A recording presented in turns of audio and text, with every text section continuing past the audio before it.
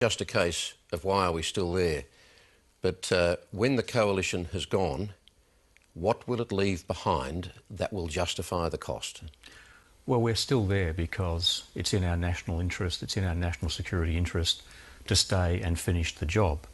And the job won't finish at the end of 2014, which is why for the last 12 months or more, Australia has been arguing and saying to its international partners that we need to focus on the post-2014 international community contribution. And that's now seeing a couple of very important issues crystallising for the Chicago NATO Leaders Summit, which the Prime Minister will attend. Firstly, resourcing the Afghan National Security Forces after 2014, and secondly, what international community support will there continue to be to give support not just to the security forces but also to the Afghan institutions. The American drawdown of troops is on the way. We've seen again overnight from Kabul, the presence of the Taliban is still very much there. You heard Colonel Davis say, if with all the might of the coalition forces combined with the Afghan military has not been able to stop the killing, has not been able to rid Afghanistan of the insurgency, why is that suddenly going to be possible with Afghan forces alone after 2014, no matter how much money you pump in from the outside on top of the billions and billions that's already been spent?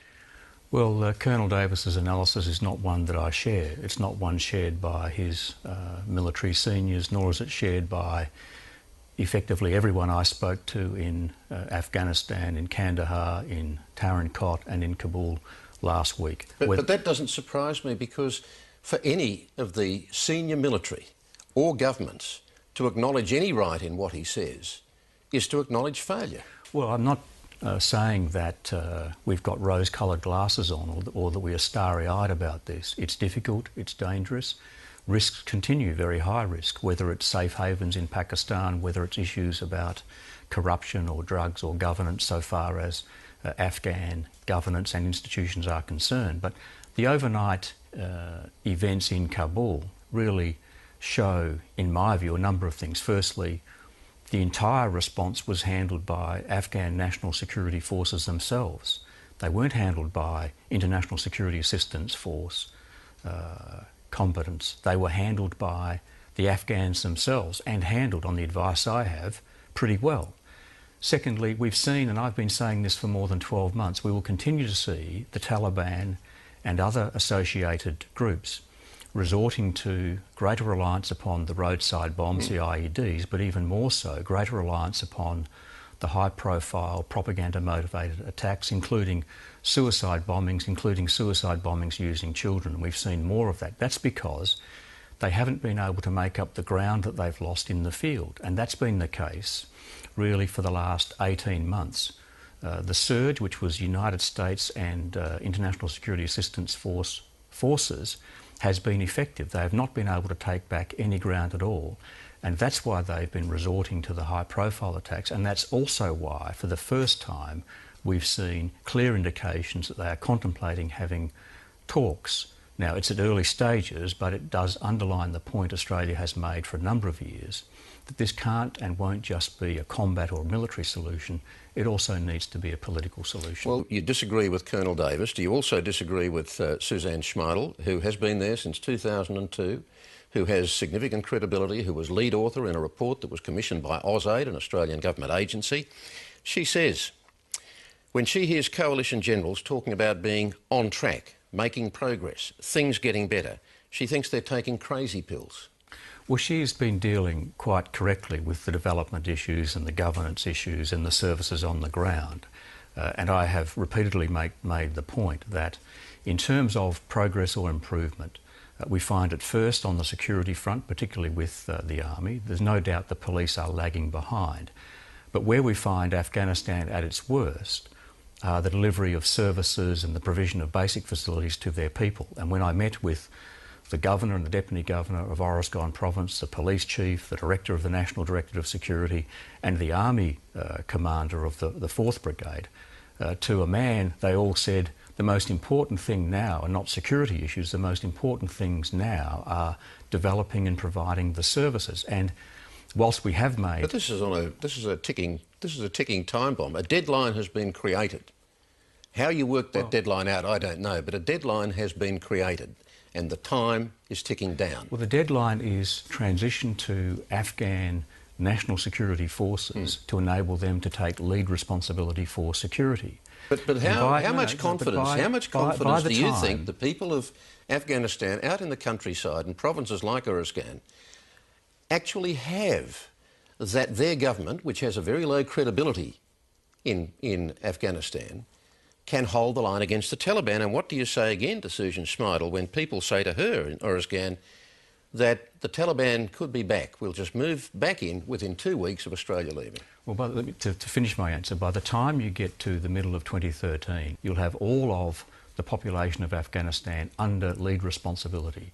And that will be the case with the International Security Assistance Forces essentially playing a background and advisory role, a combat role where necessary or required, until the end of 2014. But at 2014, the international community contribution doesn't stop, and it doesn't stop there. But on the combat front, it does. While Australian soldiers now are being killed by Taliban bombs, President Karzai is referring to the Taliban as his brothers. How do you process that? Well, what President Karzai is saying there is what I've said in my own language, which is not only does there need to be enhanced security and a military or combat solution which effects peace and security in Afghanistan, there also has to be a political rapprochement, a political settlement. And we're seeing the early signs of what the Afghans describe as reintegration, where fighters on the ground who've been running with the Taliban are now coming to realise that in many instances they're not fighting International Security Assistance Force soldiers from overseas, they're fighting their own countrymen, their own brothers. And Works both ways in a civil war. And they are laying down their arms. Now, the legitimate point which development assistance officers make is that we are coming off a very low base so far as the provision of services is concerned. It's also the case that the further away you are from the population centres, the more difficult it is to control security and the more difficult it is to provide services on the ground, whether you're a development assistance partner like Australia or whether you are a provincial or a central government. But at the same time, you want a local political solution. You're also saying that the international presence is not going away. It's still going to be there, partly in turn. I mean, the Americans are making clear they want to maintain bases of some description there because they want to continue to drop bombs on insurgency targets, whether it's extremist Taliban or whether it's Al-Qaeda, in Pakistan, which they say they can't do unless they maintain a base there. The Taliban say no political settlement until all foreign presence is gone. So the longer you stay, in their terms, the longer you put off any real solution. Well, two things. Firstly, any political solution can only be an Afghan-led political solution. It can only be brought about by the Afghan government speaking to other parties, including the Taliban. And the establishment of the Qatar office of the Taliban is a very early sign that the Taliban may well be interested in going down that road. They'll only do that if they believe two things. If they believe they can't win militarily and they've made no ground up in the field for effectively 18 months, and if they also believe the international community there is there for the long haul. And that's why it's been so important for Afghanistan to enter into long-term strategic partnerships with NATO. It will effect one with the United States. It's effecting long-term strategic partnerships with India, with Germany, with France. Even in retirement, General Cantwell still clearly lives with the anguish of seeing his soldiers die. And clearly he's still struggling to justify it. Do you struggle to justify continuing to put Australian lives on the line for what so many see, including frontline experts, as a dubious outcome? Well, every time, Kerry, there's a fatality, it sends a shockwave through ministers, it sends a shockwave through chiefs of services and chiefs of defence forces, it sends a shockwave through the service itself. But look, I don't want to be, and I'm not being a cynic on this, but we've seen spin related to war in a big way, really, since Vietnam. You have to say these things. You have to say these things. But do you really struggle for what I've said, according to many experts, is a dubious outcome? That's my emphasis, dubious outcome. I am absolutely of the view that we are there and continue to be there in our national security interests. that we can't allow Afghanistan to again become a breeding ground for international terrorism. As we speak, Umar Patek is being tried in Indonesia. He was the bloke who built the Bali bomb. He was trained in Afghanistan. We can't allow this to occur again because Australian citizens will be at risk. But Pakistan is the new breeding ground. What are you going to do, invade Pakistan eventually? Well, Pakistan is one of the very significant issues and problems that we have. You can do one of two things with Pakistan. You can continue to engage, as we do strongly, as the United States continues to do, despite while dropping bombs from drones. Or ignore it. Pakistan is a significant and complex nation, and it can't be ignored, and we engage with Pakistan as effectively as we can. But, Kerry, when I speak to my defence ministerial colleagues, they suffer the same array and range of emotions that I do in the face of fatalities. When I ring my US counterpart, my New Zealand counterpart, my UK counterpart, in the face of fatalities on their side, they all suffer the same emotions.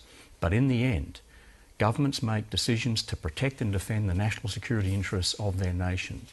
And we very strongly believe that when we went in there, it was the right thing to do. We continue to believe that, not just because we're there with the United States, we are there under a United Nations mandate, as we've been for a decade, with 50 other countries serving the international community's national security interests. And that's why it's the right thing to do, and that's why